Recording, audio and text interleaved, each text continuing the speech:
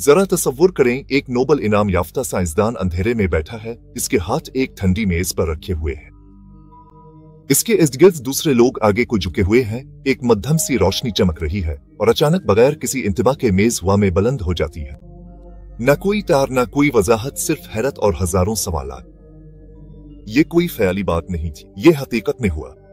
तारीख भर में अजीम दिमागों ने उन चीजों का सामना करने की कोशिश की है जो वजाहत से बाहर है। रूहें, भूत, जिन और वो इनदेखे अवामिल जो नापे नहीं जा सकते मगर फिर भी गायब होने से इनकार करते हैं। आज हम पूछते हैं, क्या साइंस मावराई चीजों को साबित कर सकती है? साइंस 18वीं सदी में दुनिया बिजली, रेडियो और फोटोग्राफी की दीवानी हो रही थी। तो फिर ये क्यों ना माना जाए कि अब मर्दों से बात कर सकते हैं? तबीयतदान और कीमियादान सीएनएस में शरीक होते थे, कुछ तो नोटिस भी लेते थे। मुअज़्ज़ज़ साइंसदानों ने हुआ में मुअल्लक अशिया, बंद कमरों में ठंडी हवाएं और पर असरार आवाजों को दस्तावेजी शक्ल दी। उन्होंने इसे तहकीक का नाम दिया। कई दहाइयों बाद माहिरीन नफ्सियात ने इन मुज़ाहिर को जांचने के लिए तजुर्बात तरतीब दिए। एक सनसनीखेज मुताले में कनाडा के एक ग्रुप ने एक फर्जी भूत तख्लीक किया, इसके लिए एक जाली पस मंजर भी बनाया और इसे बुलाने की कोशिश की। हैरत अंगेज तौर पर दस्तकें और ठक ठक की आवाजें उनके सवालात के जवाब देने लगे। क्या वो खुद को धोखा दे रहे थे या किसी ऐसी चीज से राब्ता कर रहे थे जिसे हम नहीं समझते? यूरोप के सायेदार कलों से लेकर अमेरिका के वीरान अस्पतालों तक टीमें ईएमएफ मीटर्स और इंफ्रारेड कैमरों से रूहों के आसार तलाश करती हैं। वो अजीब व गरीब ऑडियो रिकॉर्डिंग्स अचानक दर्जा हरारत में कमी और खुद ब खुद हरकत करती अशिया को कैद करते हैं। लेकिन साइंस सिर्फ सनसनी पर इक्तिफा नहीं करती और अब तक किसी भूत का कोई काबिल तकरार जिस्मानी सबूत नहीं मिला। फिर भी कुछ मकामात ऐसे हैं जहां साइंस और माफोक और फितरत के दरमियान सरहद धुंधला जाती है। अगर हम आपको बताएं कि भूत के आपको देखने का एहसास लेबोरेटरी में पैदा किया जा सकता है तो स्विट्जरलैंड में न्यूरो साइंसदानों ने एक रोबोटिक बाजू इस्तेमाल किया ताकि लोगों की हरकत और छूने के एहसास के दरमियान ताखीर पैदा की जा सके। चंद सेकंड्स में ही तजर्बा करने वाले अफराद घबरा गए।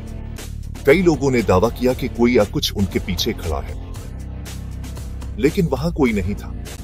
उन्होंने जाना कि जब हमारा दिमाग हिस्सी उलझन का शिकार होता है तो वो एक गैर मरी मौजूदगी को प्रोजेक्ट कर सकता है। कुछ लोगों ने इसे मशीन में भूत कहा। फिर नींद की मफलूज है जो जागने और ख्वाब देखने के दरमियान एक खौफनाक कैफियत है। अब जागते हैं, हरकत नहीं कर सकते और कमरे में एक शैतानी मौजूदगी महसूस करते हैं। हर सकाफत में लोग इसी तरह के तजुर्बात बयान करते हैं। सियासाए गला घोंटने का एहसास, सरगोशी करती आवाजें। साइंस इसे ख्वाब की खराबी कहती है, लेकिन जो लोग इसे जीते हैं उनके लिए यह हकीकत से भी ज्यादा हकीकी महसूस होती है। 1980 की दहाई में एक इंजीनियर एक नाम नेहाद आसिफ ज़दा लेबोरेटरी में काम कर रहा था, जो बार बार सर्दी महसूस करता, अजीब शक्लें देखता और सच कहूं तो मुसलसल बेचैनी में मुब्तला रहता था। लेकिन हकीकत में लैब में एक बहुत बड़ा पंखा इंतहाई कम फ्रीक्वेंसी की आवाजें खारिज कर रहा था जो इंसानों की सुनने की सलाहियत से भी नीचे थी। इन फ्रीक्वेंसीज पर आपकी आंखों के गोले हद लरज सकते हैं, आपकी बीनाई बिगड़ जाती है, आपको किसी मौजूदगी का एहसास होने लगता है। और दिलचस्प बात यह है कि जब पंखा बंद किया गया तो वो तमाम आसिफ ज़दा कैफियत अचानक गायब हो गईं। तो शायद कुछ भूत हकीकत में सिर्फ आवाज ही हो। इंसान देखें, हम खतरात को महसूस करने के लिए बने हैं। आप रात को कोई चरचराहट सुनते हैं और आपका दिमाग फौरन चीख उठता है, भूत है, बजाय इसके कि बस कंधे उचक्का कर कहे कुछ नहीं है। मेरा मतलब है, गलत होना बेहतर है बनिस्बत इसके कि अब जानते हैं किसी शेर के हाथों खा लिए जाए हैं ना।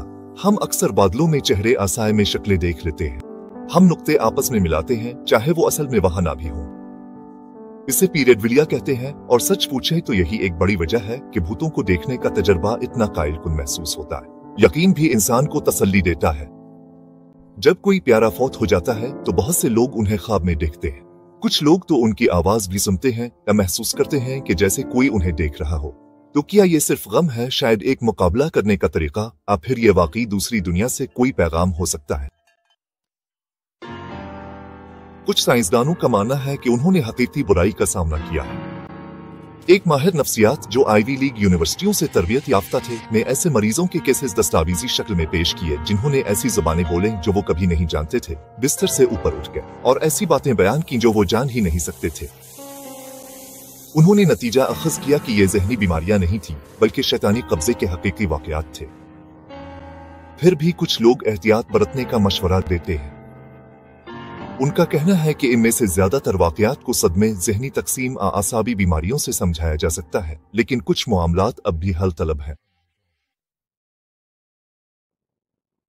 मगरिब में भूत अक्सर मरने वालों की रूहें समझी जाती हैं, वो लोग जो मौत के बाद भी यहाँ रह जाते हैं। ईसाईयत में कुछ लोग उन्हें बरज़ख में मौजूद रूहें कहते हैं।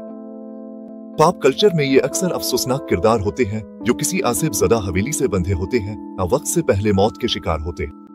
लेकिन इस्लामी दुनिया में कहानी मुख्तलिफ है। इस्लाम ये सिखाता है कि मौत के बाद रूहें आगे बढ़ जाती है। लिहाजा जब कुछ अजीब होता है, जैसे आवाजें, किसी पर आसिब आना या कोई बेवजह बीमारी, तो उसकी वजाहत अक्सर जिन्नात से की जाती है, जो बगैर धुएं की आग से बने हुए पोशीदा मखलूक हैं और हमारे साथ साथ रहते हैं।